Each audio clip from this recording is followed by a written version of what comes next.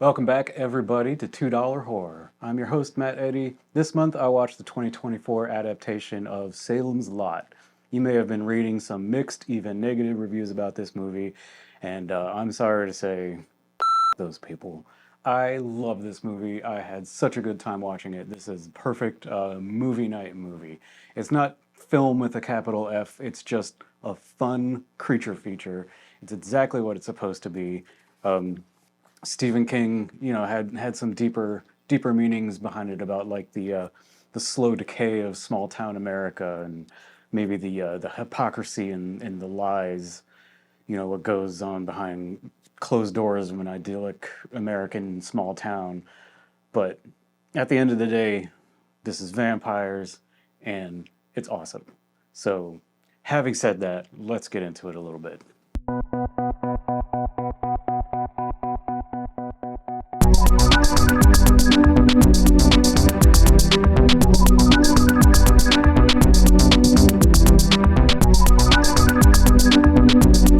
This isn't by any means my favorite vampire movie ever. Fright Night is always going to be aces in my book. That's number one for me. 1985, Chris Sarandon, William Ragsdale, Amanda Beer, Stephen Jeffries. Fantastic movie. This movie isn't number two or three. I mean, it's vampire movies that I love are few and far between. So I do get really excited when I come across one, and I do love this movie. But is it Interview with a Vampire? Is it Bram Stoker's Dracula? Is it Only Lovers Left Alive, Byzantium? No, it's none of those. But it's on par with like The Lost Boys or something like that. The vampires are very evil, predatory. 30 Days a Night is another good example. Not a big fan of that movie, but big fan of this movie. The use of color, the color palette is fantastic in this movie, although it does get a little heavy-handed because there just always seems to be a green light shining on somebody from somewhere. But having said that, the low light photography, the use of color, shadows, is just really great. It really sets the tone and the atmosphere of this movie. There's a scene early in the movie where the Glick boys are taking their way home through the woods from Mark's house, and it's sort of the inciting moment of the whole plot in both the book and the various film adaptations.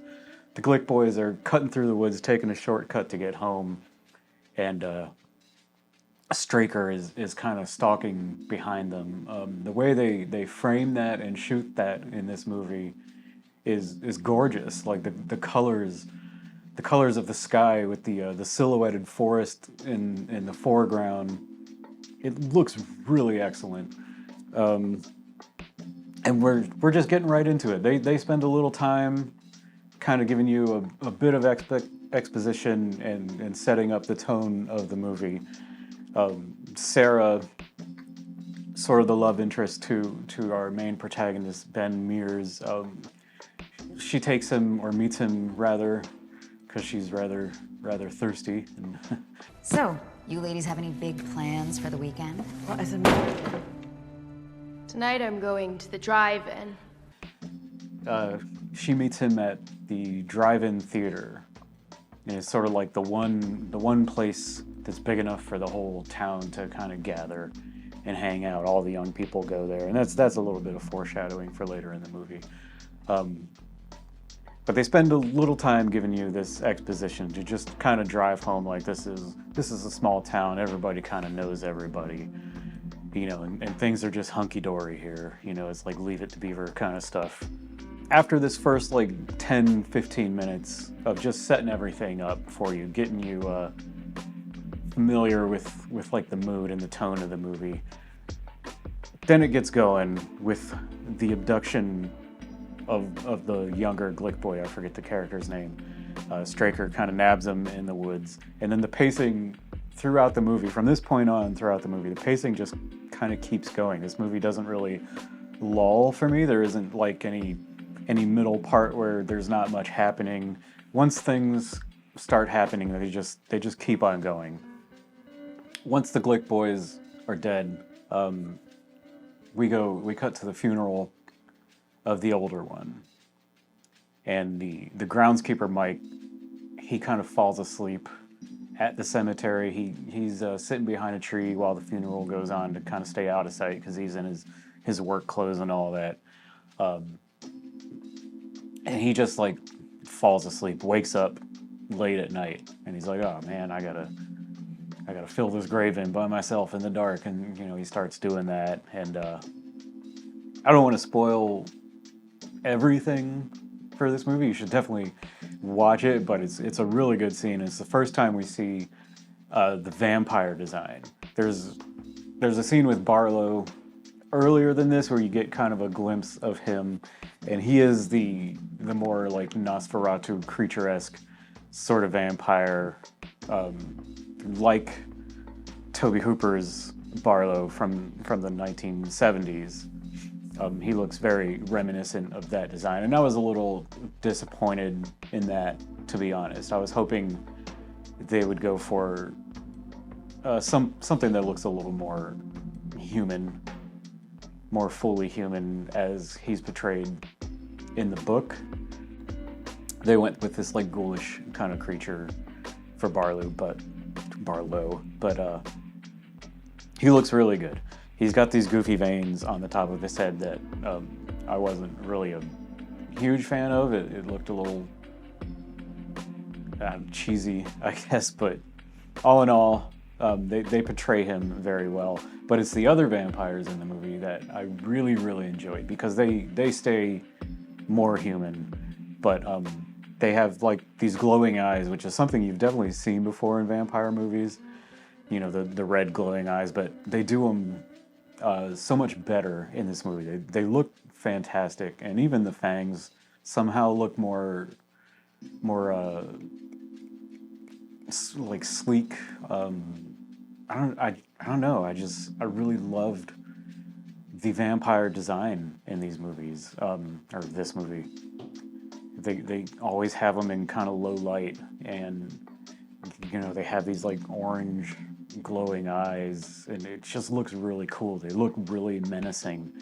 You get more of a sense of these vampires being like predators, and you don't. You watch like Interview with a Vampire, and you're like, yeah, I could be a vampire. That seems all right. But this movie, you really don't want to be one of these vampires because it's obviously like that's not those people. They've just been possessed by this evil. But very cool creature design. Absolutely loved it. There's this thing in these movies that, like, whenever a vampire is near within a certain radius, I suppose, they don't really define, what this exact distance would be, but when a vampire is very near and he crosses around, just like glow. So you can use this cross as a weapon, and even with the insinuation that like this gives some validity to the Christian faith or something, and I, being an atheist, I'm just like, it didn't bother me as much as it sometimes does in vampire movies, where the only thing that can save you is Christianity. I suppose it's because of the gimmicky glowing cross, and when you hold it out and kind of like thrust it at a vampire, it like physically repels them.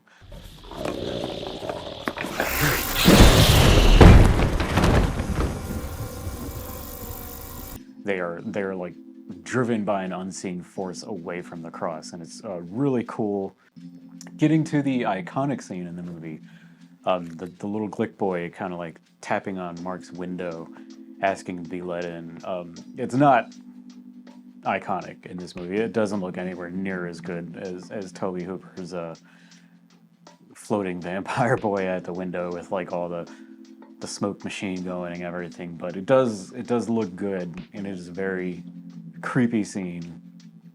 but it wasn't as good as the '70s movie. They do a lot of really fun things in this movie. They get creative with stuff that happens with the vampires. There's a scene when the Glick mother is in the morgue, and Matt Burke and Ben Mears have kind of taken the doctor there to prove what's going on, because she's a skeptic, as anybody would be, and the mom ends up like waking up from death. She's now a vampire, and she attacks the doctor. And Ben and Sarah are like struggling with her. They're trying to get her off. They have a cross made out of, popsicle sticks, tongue depressants, and it's glowing. They like put it on her back, and as they're like struggling to pull her off, she's wrapped in this bed sheet still, and they like pull her off, and she kind of like flips, and then it's just like an empty bed sheet that's sort of like a feather floating to the ground. It is really cool looking.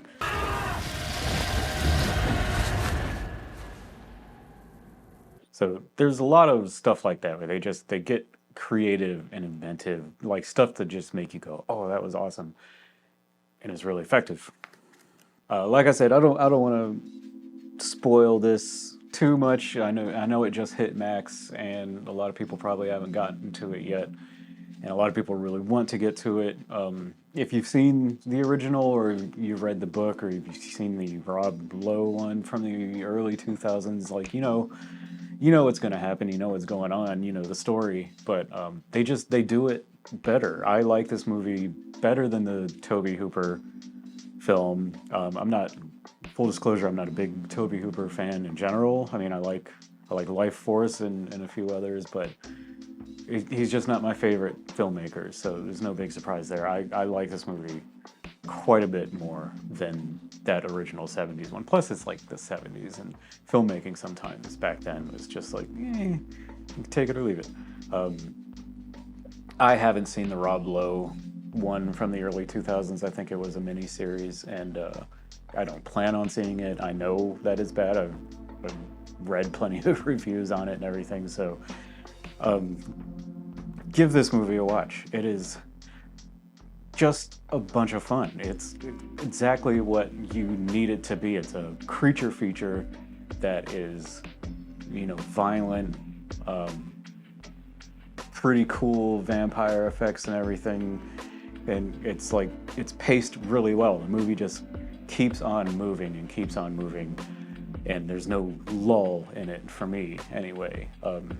So like I said, it's like a perfect movie night movie. It's not elevated horror or anything like that. It's just a good time. Anyway, happy Halloween. Don't let anybody give you shit for watching movies all the time because their world sucks. My name is Matt Eddy, and we will see you next month for a $2 horror. So long.